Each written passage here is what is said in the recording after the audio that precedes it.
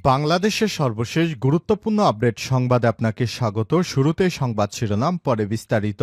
শুরুতেই জানাবো, আজ থেকে জয় বাংলা জাতীয় স্লোগান নয়, আপিল বিভাগ। আজ থেকে জয় বাংলা আর বাংলাদেশের জাতীয় স্লোগান নয়। মঙ্গলবার 10 ডিসেম্বর হাইকোর্টের রায় স্থগিত করে এই আদেশ দেন প্রধান বিচারপতি ড সৈয়দ রেফাত আহমেদ এর নেতৃত্বাধীন 4 সদস্যের আপিল বিভাগ।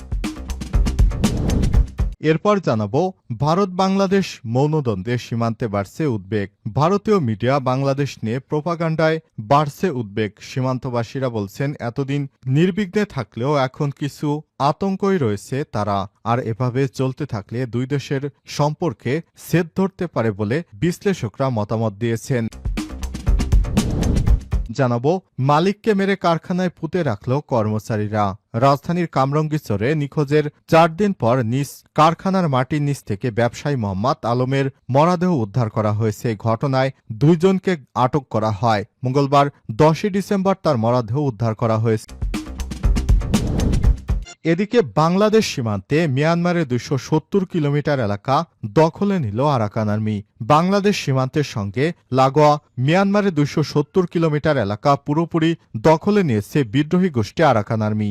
আজ মাংরু শহর দখলের মধ্য দিয়ে দীর্ঘ সীমান্ত এলাকা পুরোপুরি নিয়ন্ত্রণে নিয়েছে গোষ্ঠীটি। এদিকে আওয়ামী লীগের আমলে বঞ্চিত 754 জনকে পদায়নের সুপারিশ। আওয়ামী লীগ সরকারের শাসন আমলে বঞ্চনা এবং বৈষম্যের শিকার হওয়া 754 জনকে পদায়নের সুপারিশ করা হয়েছে। মঙ্গলবার 10 ডিসেম্বর প্রধান উপদেষ্টার কাছে এ বিষয়ে প্রতিবেদন জমা দেবে জনপ্রশাসন মন্ত্রণালয়ের উচ্চ পর্যায়ের কমিটি।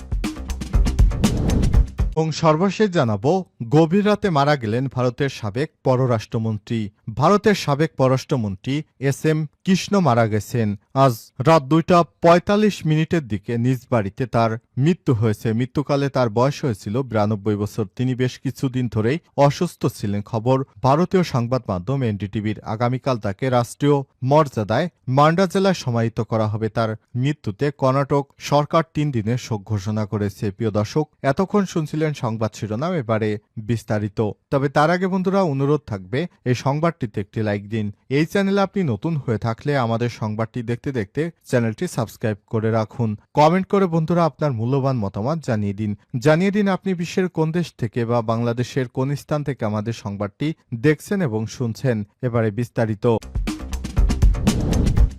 আজ থেকে জয় বাংলা জাতীয় স্লোগান নয়, বলল আপিল বিভাগ। আজ থেকে জয় বাংলা আর বাংলাদেশের জাতীয় স্লোগান নয়। আজ মঙ্গলবার 10 ডিসেম্বর হাইকোর্টের রায় স্থগিত করে আদেশ দেয় প্রধান বিচারপতি ড সৈয়দ রেফাত আহমেদের নেতৃত্বাধীন 4 সদস্যের আপিল বিভাগ। এর আগে গতকাল সোমবার জাতীয় স্লোগান হিসেবে জয় বাংলা স্থগিত চেয়ে করা আবেদনের শুনানি হবার কথা ছিল আজ। ওই দিন সকালে আপিল বিভাগের জ্যেষ্ঠ বিচারপতি আশফাকুল ইসলামের নেতৃত্বাধীন 3 সদস্যের আপিল বেঞ্চ শুনানিতে অতিরিক্ত অ্যাটর্নি জেনারেল অনিকার হকদারের শুনানির জন্য দাঁড়ালে শুরুতেই আপিল বিভাগ বলে এটি পূর্ণাঙ্গ বেঞ্চে শুনানি হওয়া দরকার। সে কারণে এটি যখন ফুল কোর্ট বসবে তখনই শোনা যাবে।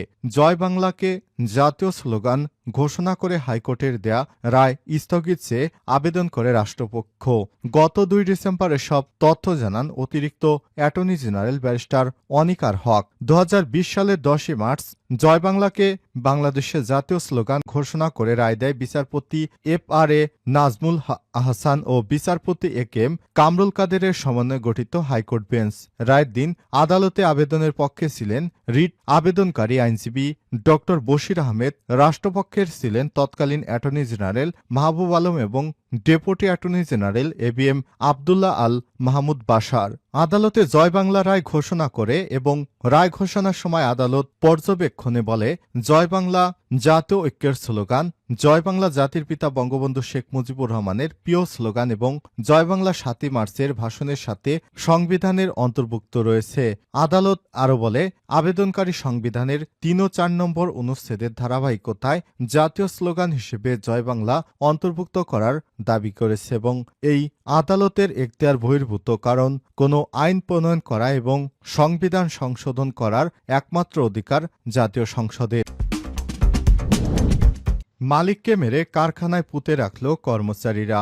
রাজধানীর কামরঙ্গীরচরে নিখোঁজ ৪ দিনের পর নিজ কারখানার মাটির নিচ থেকে ব্যবসায়ী মোহাম্মদ আলমের মরদেহ উদ্ধার করা হয়েছে। এই ঘটনায় ২ জনকে আটক করা হয়েছে। মঙ্গলবার ১০ই ডিসেম্বর সকালে মরদেহ উদ্ধার করা হয়। জানা গেছে ৫ই ডিসেম্বর কামরঙ্গীরচরের হাসাননগরের নিখোঁজ হন স্ক্রিন প্রিন্ট কারখানার মালিক মোহাম্মদ আলম। খোঁজাখুঁজির পর তাকে আর কোথাও সন্ধান না পেয়ে কামরঙ্গীরচর থানা পুলিশ শরণাপন্ন হয় পরিবার। স্থানীয়রা জানায় কারখানার ভেতরেই জুয়া খেলছিলেন কর্মচারীরা, আর তাতে বাধা দিলে আলমকে আঘাত করে কারখানার কর্মচারীরা। এতে ঘটনাস্থলে আলমের মৃত্যু হয়। পরে কারখানার ভেতরেই গর্ত করে তাকে মাটি চাপা দিয়ে দেওয়া হয়। কামরাঙ্গীরচর থানার পরিদর্শক তদন্ত লুৎফর রহমান জানান, এই ঘটনায় ওই কারখানার ২ জন কর্মচারীকে আটক করা হয়েছে। আরও ২ জনকে আটকে অভিযান চলছে।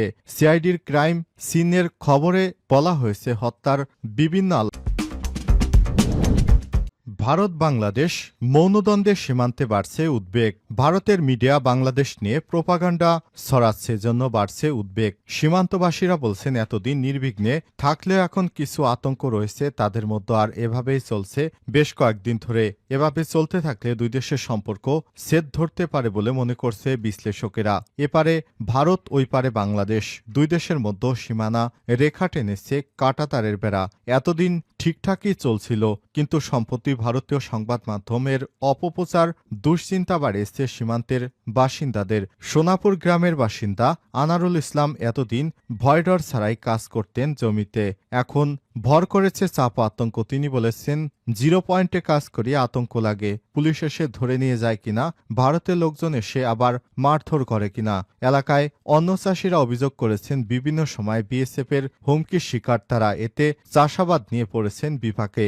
চাষিরা জানান, বিএসএফ বর্তমানে যেভাবে টহল দিচ্ছে তাতে তারা সবাই আতঙ্কিত। কখন আক্রমণ করে বসে এই ভয়ে। মাঝে মাঝেই বিএসএফের লোকজন এসে গালাগালি করে। প্রতিবছর জামর পাথর কালী পূজায় ২ বাংলাদেশের মানুষের মিলন মেলা বসত ঠাকুরগাঁয়ে তাজিগাঁওয়ে, কিন্তু এবছর হয়নি সেই আয়োজন। বন্ধ করা হয়েছে ভারত বাংলাদেশ সম্পর্কের টানাপোড়েনে, যদিও সম্প্রতি ধরে রেখেই বসবাস করছেন সবাই। লালমনিরহাটে বলাইরহাট সীমান্ত ও যুগের পর যুগ হিন্দু মুসলমান একে অন্যের সহযোগী হয়ে বসবাস করছেন। সম্পত্তি ইস্যুতে প্রভাব নেই তাদের মধ্যে, স্বাভাবিক পরিস্থিতি আছে শেরপুর নওকুন সীমান্তেও। বিশ্লেষকেরা বলছেন, গুজব সন্ত্রাসে দুই দেশের সম্পর্কে ছেদ পড়েছে, রেশ গিয়ে পড়বে সীমান্তের ওই পারে, ক্ষতি হবে বাংলাদেশ ও ভারতের অর্থনীতিরও। বিশ্লেষকেরা ব্যারিস্টার কাজী রেফাত রেজান সেতু বলেন, দুই দেশের স্বাভাবিক সম্পর্ক বজায় না থাকলে জাতীয় এবং অর্থনীতিতে যেমন ক্ষতিগ্রস্ত হবে তার থেকেও বড় ক্ষতি হবে স্থানীয়দের জন্য। আন্তর্জাতিক রাজনীতি বিশ্লেষক doctor M A Anisur Rahman বলেছেন, এমন পরিস্থিতি তৈরি হলে চোরাচালান, সীমান্তে হত্যা এবং সীমান্তে অনেক বড় ধরনের সংঘাত সৃষ্টি হয়। বিজিবি জানিয়েছে, সীমান্তে এখন শান্ত, অস্বস্তিকর যে কোনো পরিস্থিতি এড়াতে সজাগ রয়েছে সেনাবাহিনীর সদস্যরাও।